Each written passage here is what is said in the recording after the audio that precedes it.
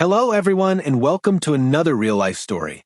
Today, we are diving into a complex and controversial case that has gripped the nation for years, the case of Marcellus Williams, who was convicted of murdering Lisha Gayle in 1998. Marcellus is on death row, fighting for his life, despite the compelling evidence that could prove his innocence. This is a story about crime, justice, and the flaws in our legal system. Let's break it down. In 1998, Lisha Gayle, a former reporter for the St. Louis Post-Dispatch, was brutally murdered in her home in University City, Missouri.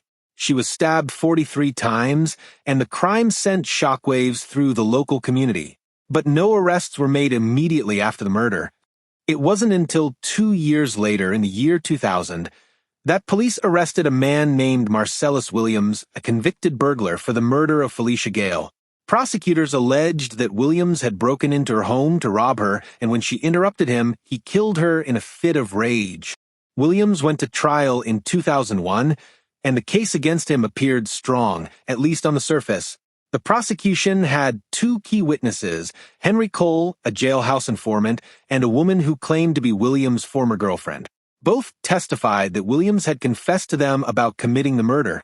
Despite a lack of physical evidence linking Williams directly to the crime, the jury found him guilty of first-degree murder. He was sentenced to death.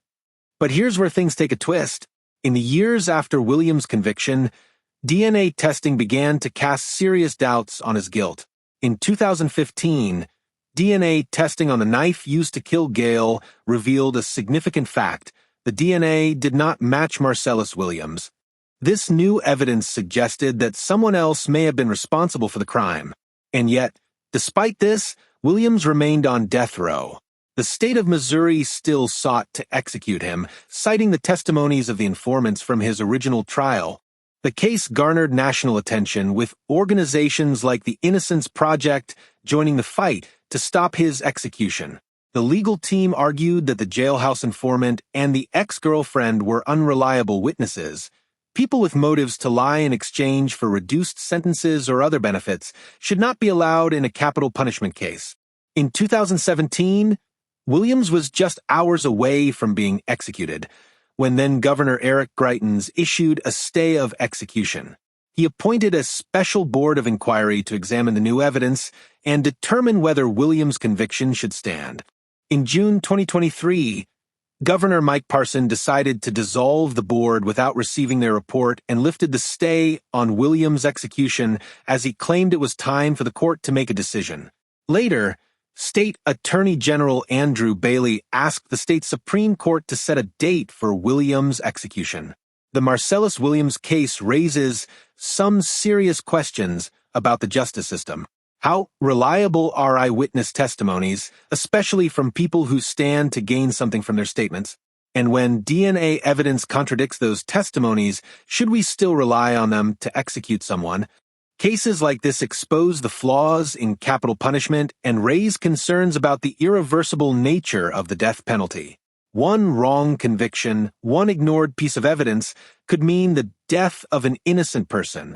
Hey everyone, DJ here. I want to give you an update on this case. Marcellus Williams was executed on September 24th, 2024 at 6 p.m. He was 55 years old. And I want to talk a little bit about this case. And first I want to say that I am in favor of the death penalty. And I'll tell you why. I've seen too many innocent people get killed at the hands of low-lives, criminals, and people who don't have any value for human life. These criminals, murderers, they think they could just take away the lives of good people and get away with it, or go to jail and get 3 square meals a day and spend 20 years in jail, or even spend life in jail. And they're alive. They're reading books and watching TV and having sex and doing everything, but the victim is dead, gone, murdered, and it's not fair. It's not fair that victims killed in the worst way, some of them tortured and raped, and they're not going to have a life anymore. Think about this. Think about if you were the victim, or your daughter was the victim, or your son was the victim, or your husband or your cousin. Imagine, try to put yourself in the victim's shoes, because that's what I do. People get murdered, there's an outrage, and then everyone forgets about it.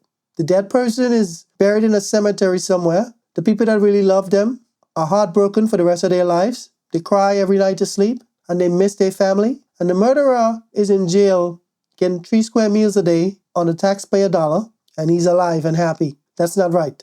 If you're willing to take a life, if you're willing to murder somebody and torture them and take them away from this earth, then we should be able to do the same thing to you. Should be an eye for an eye. The death penalty is final. Just like when someone gets murdered, it's final. They're not coming back. No matter how much you cry or how much you say you're sorry or how much you blame your childhood or you blame drugs or whatever you say, the murder victim cannot come back to life. In the same instance, when the state decide to give someone the death penalty, they must be 100% sure that person did the crime. There should be no argument or no instances where they're not sure. They should be 100% sure. Not 90% sure, not 99% sure. They should be 100% sure that that person killed the victim, or else they should not be put on the death penalty. I'm a very big believer in the death penalty, but I do not want an innocent person to be killed. So I want to hear, we have DNA, we have this person on camera doing the crime. This is what I want to hear. In this case, this guy was convicted on a jailhouse snitch and his ex-girlfriend. They both said he confessed to it. But as we know, and we've seen in many cases, human beings lie, and they lie a lot. And you cannot rely on just the word of a human being to convict someone. There must be more. There must be some evidence. And in this case, as far as I see, the DNA on the knife did not match Marcellus Williams. This case has been going through the court since the year 2000, so it's been a very long time.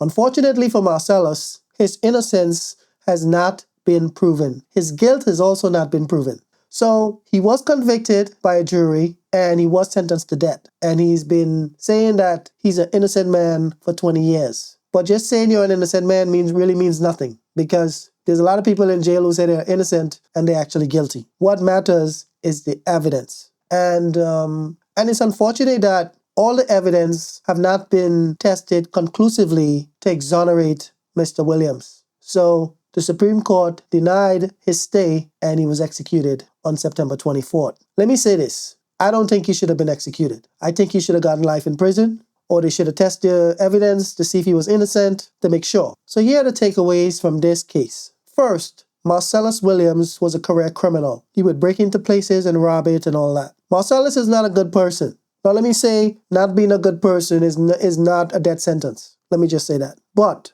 what I'm saying is that if Marcellus had lived his life differently, there wouldn't be anybody to say he killed someone. But he chose to live his life as a criminal. Now he's around 6'4". He's a big guy. He's strong. He could have gone to work. He could have worked construction. He could have done many. This is America. There's a lot of opportunities. He could have done a multitude of jobs to support himself. But he decided to be a criminal. And let me tell you this. When you decide to be a criminal, you're either going to end up in jail and lose a lot of your rights as a human, or you're going to end up dead. Now, for Mr. Marcellus, he did end up in jail for 20 plus years. And he also was killed by the state because they thought he was the murderer. The thing is, crime doesn't pay. Try to be a good person. We want more good people in the world. We don't want people out there terrorizing us. I want to go to work, come back home in one piece. I don't want to come back home and there's some idiot in my driveway trying to take away what I have, what I'm working hard for. When I go to work, I'm working 8 to 10 hours a day. Hard work, okay? Do you think it's fair that I'm working hard, I'm waking up early in the morning, I'm coming back late at night, and someone like Marcellus should come and just rob me, take away what I have, the money I need to feed my family? He's taking it away. I'm not any stronger than him. He can go and work just as much as I'm going to work, but he decides to live the wrong life, go down the wrong path. And that's why a lot of people don't have sympathy for him, because of the way he lived his life. But the fact is, living your life as a robber, as a criminal, that's not a death sentence. What I'm saying is that it's very unfortunate how this case ended.